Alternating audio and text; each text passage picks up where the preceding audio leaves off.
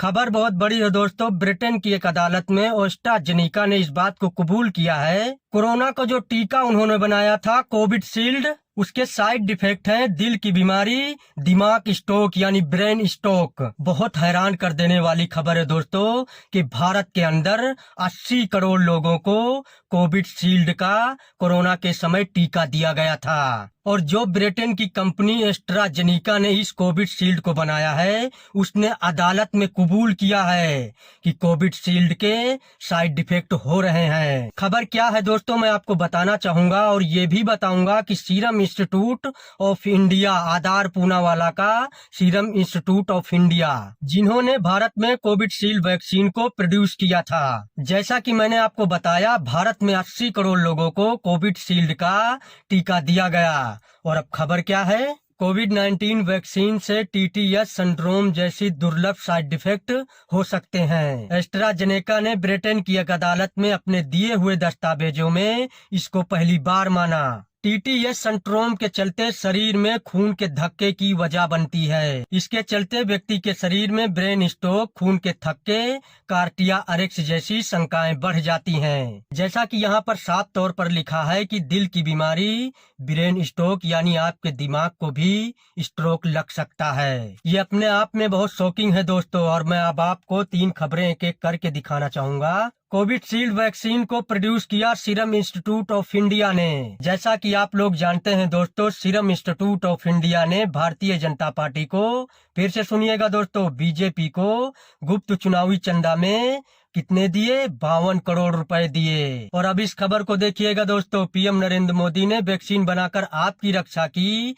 और बीजेपी की रक्षा की जिम्मेदारी अब आपकी। और ये बयान बीजेपी अध्यक्ष जेपी नड्डा ने हिमाचल प्रदेश में दिया था। और अब इतनी सी खबर पर गौर कीजिएगा दोस्तों, कोविड शील्ड वैक्सीन से हो सकता है हार्ट अटैक, एस्ट्राजेनेका ने कबूल की टीटीएस की बात। जाने आखिर क्या है ये बीमारी। दोस्तों याद है अमित शाह ने राहुल गांधी को क्या कहा था कि कोरोना के समय में भी टीका पर राजनीति की। वैक्सीन को मोदी का टीका बताकर लोगों को मना करते रहे और खुद जाकर अंधेरे में टीका लगवा लिया। ये बयान अमित शाह ने दिया था। दोस्तों मैं आप सबसे एक बात पूछना चाहता हूं, कांग्रेस क्या कह रही है? जो टीका आप जनता को लगा रहे हैं उसकी जांच आप अच्छे से कर लें। उस वक्त कई टीके, कई वैक्सीन वजूद में आए थे और अब बात सामने निकल के आ रही है कि सबके साइड इफेक्ट हो रहे हैं। और आजकल आप लोग खबरें देख रहे होंगे, लोग ऑफिस जा रहे हैं, सड़कों पर खड़े खड़े ऑफिस में गिर जाते हैं, उन्हें हार्ट अटैक आता है, ब्रेन स्ट्रोक आता है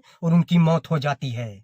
और लोग अब ये कह रहे हैं कि सिर्फ इसलिए ये हो रहा है कि लोगों ने 3-3 डोज लगवा ली, जबकि इस बात की शोध की जा रही है और मेरा मानना है कि आगे और की जानी चाहिए। और मोदी सरकार क्या कर रही थी? इस पर लगातार राजनीति कर रही थी। जिस जगह पर डोज लगाए जा रहे थे वहां पर पोस्टर लगे हुए थे, वैक्सीन पर मोदी जी की फोटो लगी हुई थी, पेट्रोल पंप पर मोदी जी की फोटो लगी हुई थी, और तो और जो वैक्सीन का सर्टिफिकेट मिलता था उसमें भी मोदी जी की फोटो लगी हुई थी। इन लोगों ने हर एक चीज को वोट लेने का जरिया बना दिया है। वो चाहे जनता के भविष्य से जुड़ा हो, वो चाहे युवाओं की नौकरी से जुड़ा हो, वो चाहे बहन बेटियों से जुड़ा हो, वो चाहे महिलाओं से जुड़ा हो। इन्होंने सिर्फ और सिर्फ जनता को मूर्ख बनाने का काम किया है, जनता को लूटने का काम किया है और वोट लेने का और सत्ता में बरकरार रहने का काम किया है।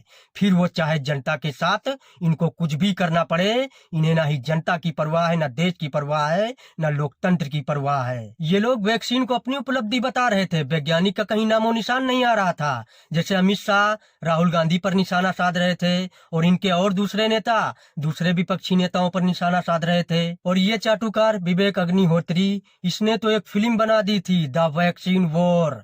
इसमें ये बताया गया था कि एक लॉबी किस तरह से भारत के हितों के खिलाफ काम कर रही है। यानी कि एक वैक्सीन के लिए इन्होंने एक प्रोपेगेंडा फिल्म भी बना दी अपने प्रचार प्रसार के लिए। और अब मैं विवेक अग्निहोत्री से पूछना चाहता हूँ कि एस्ट्राजेनेका ने ब्रिटेन की एक अदालत में कबूल की है ये बात कि कोविड शील्ड वैक्सीन के साइड इफेक्ट हैं और उसके चलते शरीर में खून के थक्के जम जाते हैं, दिल की बीमारी होती है, ब्रेन स्ट्रोक होता है। क्या विवेक अग्निहोत्री, सरकार की चाटुकारिता में आपने एक प्रोपेगेंडा मूवी बनाई और जनता से झूठ बोला? आपके अंदर क्या इंसानियत है? आप इस देश की जनता से माफी मांगेंगे? अब आप लोग सोच रहे होंगे कि AstraZeneca, serum institute of India, Covishield vaccine, इन सब का आपस में क्या नाता है।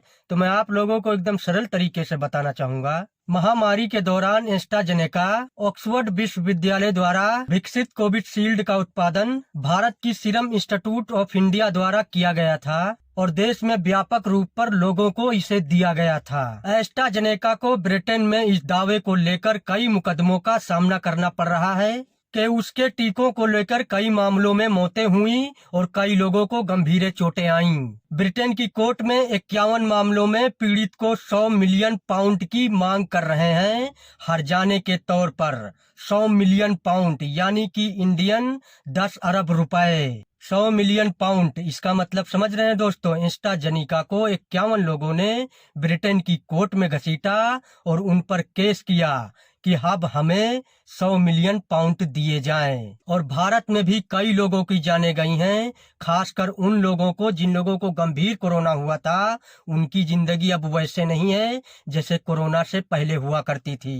कई लोग हैं जो थोड़ा सा चल लेते हैं, थोड़ा सा काम कर लेते हैं, वो हाँफने लगते हैं। कोरोना ने हमारी जिंदगी को बदल दिया और ऊपर से आया कोविड का टीका कोविशील्ड, जिसको लेकर अब कहा जा रहा है कि उसके जरिए ब्रेन स्ट्रोक और हार्ट अटैक हो रहा है। ये तमाम तथ्य हैं जो अब अदालत में आ चुके हैं और मोदी सरकार से मैं पूछना चाहता हूं कि अब आप जवाब देंगे, क्योंकि आप लगातार कोविशील्ड का प्रचार कर रहे थे, उपलब्धियों का श्रेय ले रहे थे और श्रेय नहीं ले रहे थे, आप विपक्ष को गालियां दे रहे थे। जबकि विपक्ष सिर्फ यही मांग कर रहा था कि जो भी टीका लग रहा है उसकी ठीक तरह से जांच होनी चाहिए।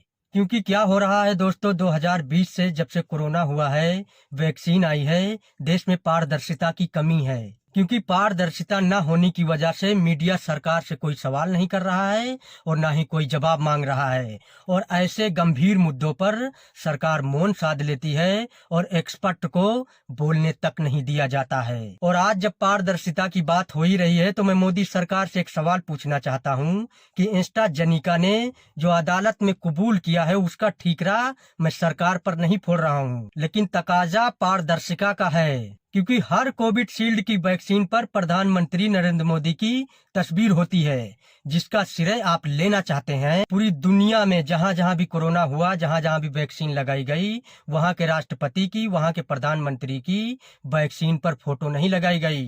भारत एक लौता देश है जहां पर वैक्सीन पर प्रधानमंत्री की फोटो लगाई गई। लेकिन भारतीय जनता पार्टी हर एक चीज का प्रचार करना चाहती है, उसका श्रेय लेना चाहती है। गरीबों को अनाज देते हैं, उसके झोले पर प्रधानमंत्री जी की तस्वीर, नमक हो चना हो उस पर प्रधानमंत्री जी की तस्वीर, पेट्रोल पंप पे चले जाओ वहां प्रधानमंत्री जी की तस्वीर, और अब कोविड वैक्सीन पर भी प्रधानमंत्री जी की तस्वीर। तो प्रधानमंत्री जी, मैं आपसे सवाल पूछ रहा हूं कि एस्ट्राजेनेका ने जो अदालत में कबूल किया है कि कोविशील्ड से हार्ट अटैक, ब्रेन स्ट्रोक हो सकता है क्योंकि खून के थक्के पड़ते हैं, तो इस बारे में अब आप प्रधानमंत्री जी कोई जिम्मेदारी लेंगे? और सबसे बड़ी बात Indian council of medical research ICMR से है, क्योंकि जब से एस्ट्राजेनेका ने अदालत में इस बात को कबूल किया है, ICMR ने इस बात को लेकर क्या पड़ताल की है? क्योंकि ICMR इंडियन काउंसिल का काम है क्योंकि दवाइयों के क्षेत्र में जो जो सूत्र होते हैं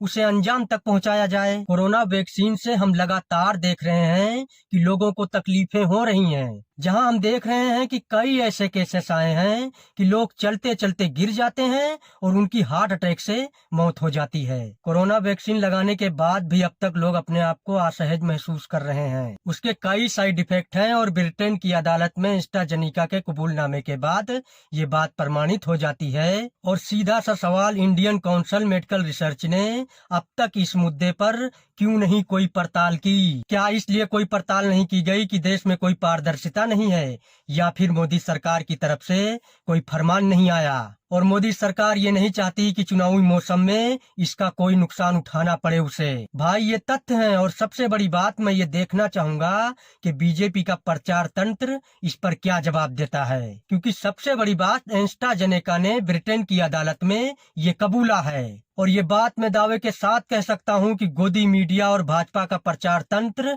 ये कहने लगेगा कि ये भारत का आंतरिक मामला है, ये भारत को बदनाम किया जा रहा है। अरे भाई, एस्ट्राजेनेका इंस्टाजेनेका ने इसे अदालत में कबूल किया है। जिस कोविड शील्ड को इंस्टाजेनेका ने बनाया, उस कोविड शील्ड को भारत में 80 करोड़ लोगों को, कम से कम 80 करोड़ लोगों को लगाई गई, टीकाकरण किया गया। और ये कोई राजनीतिक मामला नहीं है, लोगों की जिंदगी का मामला है। भाजपा ने सीरम इंस्टीट्यूट से 52 करोड़ रुपए का चंदा लिया इलेक्टोरल बॉन्ड के जरिए, और सरकारी खजाना खोल दिया था भाजपा ने सीरम इंस्टीट्यूट के लिए कोविड वैक्सीन खरीदने के नाम पर। सारी कंपनियों से ज्यादा सीरम इंस्टीट्यूट को पैसा गया है, और मोदी सरकार को इसका जवाब देना पड़ेगा, क्योंकि ये लोगों की जिंदगी का मामला है। और मुझे नहीं लगता है कि मोदी सरकार इसका जवाब देगी, क्योंकि बहसी दरिंदा प्रज्वल रेवन्ना जो महिलाओं का उत्पीड़न करता था, प्रताड़ित करता था, उसके बारे में बीजेपी को सब कुछ पता था, लेकिन फिर भी पर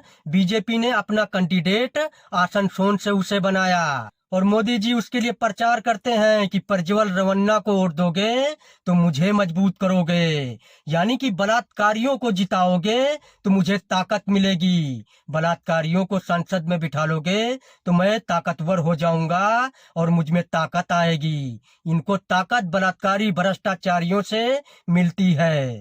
हासन लोकसभा से एनडीए के श्री प्रज्वल रेवन्ना और मंड्या से मेरे मित्र एचडी कुमारस्वामी आने वाली 26 अप्रैल को इनके लिए आपका हर वोट मोदी को मजबूती देगा। मैं उम्मीद करता हूं कि देश की जनता के आंखों पर से पट्टियां हटेंगी, पर्दे हटेंगे, और देश की जनता इस सरकार को उखाड़ फेंकेगी, और देश के नुकसान का एक एक पाई का हिसाब इस देश की जनता लेगी।